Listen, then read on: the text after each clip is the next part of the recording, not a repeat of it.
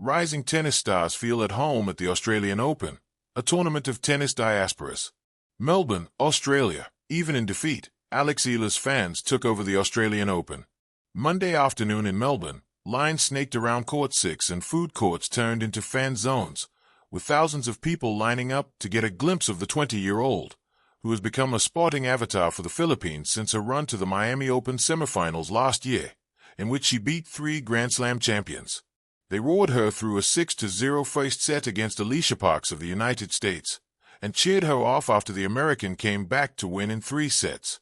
A day later, it was Janice Chen of Indonesia's chance for Star 10, at the closest thing she and Ealer have to a home Grand Slam. "I'm having that feeling," Chen said with a warm grin Tuesday afternoon after beating number 22 seed Leylah Fernandez in straight sets. Indonesia lies just 90 miles across the Timor Sea from Australia's northern coast. Fernandez is the daughter of a Colombian father and a Filipino mother, and grew up in Canada. Needless to say, there was plenty of red and white throughout the 3,000 seats of ANZ Arena, which rocked with chants of "Oh Canada" and cascading moments of "Let's go Leylah" and "Let's go Janice." At times, the match felt more like a rowdy soccer duel between 2 small clubs in a tight, tense ground. Ealer and Chen's cacophonous support is shared by many other players in the draw, an illustration of how diaspora communities from countries that don't get many opportunities to cheer on one of their own on a tennis court show up at the sport's biggest events. Tennis has long wanted, and needed, stars from all parts of the world, but has been cautious of investing enough to grow the sport. Now, the protagonists have arrived, and tournaments around the world might need some bigger buildings, especially in Melbourne and New York. Ealer and Chen's fans packed stands for their matches at last year's US Open. Then again, given the Southeast Asian diasporas that make New York City home, and all their compatriots who packed the stands for their matches at the US Open in New York last summer, they may have a couple of Grand Slams a year with that special feeling. Getting the chance, from Indonesia, it's something special, Chen, who played college tennis at Pepperdine in California, said. "It feels a little bit like home. Just knowing that a lot of Indonesians came out today and supported me means a lot." Chen said she found out around midday Monday that she and Fernandez would play on one of Melbourne Park 6 stadium courts, a move that allowed organizers to avoid the chaos of that day, when Ealer's fans might have filled Rod Laver Arena. "It's so special," Ealer said 2 weeks ago during an on-court interview in Auckland, where the Filipino diaspora turned out for her in Foss. "If there's one thing I learned in 2025, it's that home is the people and not the place." Alex Ealer is making tennis history for the Philippines. For her, that's the easy part. This is especially true for tennis stars from the Philippines, Indonesia, and other nations that have countless possible supporters, but few, or no, tournaments at home. Ealer's defeat was at least good news for her fans in one sense. It guaranteed her participation in the new WTA Tour 125 tournament in Manila, which would have been in doubt had she made the second week. Smaller tennis nations, which do not receive the investment or carry the institutional weight of the Grand Slam countries and other powers with multiple major winners, are ready to throw their support behind their players whenever they arrive on the biggest stages. Wednesday was Zeynep Sonmez's turn in the spotlight, as fans of Turkish descent swarmed Court 7. Turkish players have made the tour before, but Sonmez is breaking new ground. She also won 3 matches in qualifying to reach the main draw, allowing word to spread in Melbourne's Turkish community that a run might be in the offing. They got rowdy in a hurry, as Sonmez beat Anna Bonder of Hungary in straight sets. "I felt like I was at home," she said. "I was feeling the energy. It was unreal." The Australian Open's place in Melbourne's cultural fabric has long made it a destination for communities that make the city home.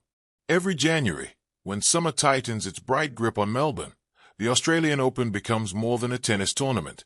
It transforms into a meeting point of journeys, geographical, cultural, and personal. For rising tennis stars especially, the Australian Open is not just the first Grand Slam of the year. It is a place where they often feel unexpectedly at home.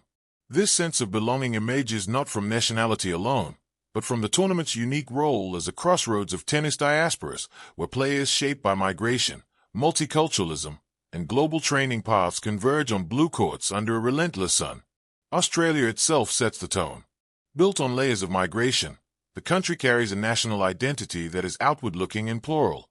Melbourne, consistently ranked among the world's most livable cities, reflects this spirit with its languages, cuisines, and communities drawn from every continent. 4 young tennis players arriving from Eastern Europe, Latin America, Africa, Asia, or the Middle East, the city rarely feels foreign for long. The crowds pronounce unfamiliar surnames with earnest enthusiasm. Flags from dozens of nations flutter in the stands. Hey, being from somewhere else is not an anomaly. It is the norm. The Australian Open's place on the calendar amplifies this feeling. As the first Grand Slam, it greets players still shaping their professional identities. Many rising stars arrive without the weight of expectation that shadows them in Paris, London, or New York. Their ranking numbers are lower, their reputations still forming, and their stories largely unwritten. In Melbourne, possibility feels wide open. Qualifiers become headline acts. Teenagers defeat established names. The tournament's history is rich with breakthroughs, reinforcing the idea that this is a place where new chapters begin rather than old hierarchies enforced. What distinguishes the Australian Open from its European counterparts is not only geography, but emotional climate. Wimbledon carries tradition like a crown, heavy and gleaming. Roland Garros demands patience, heritage, and clay court pedigree.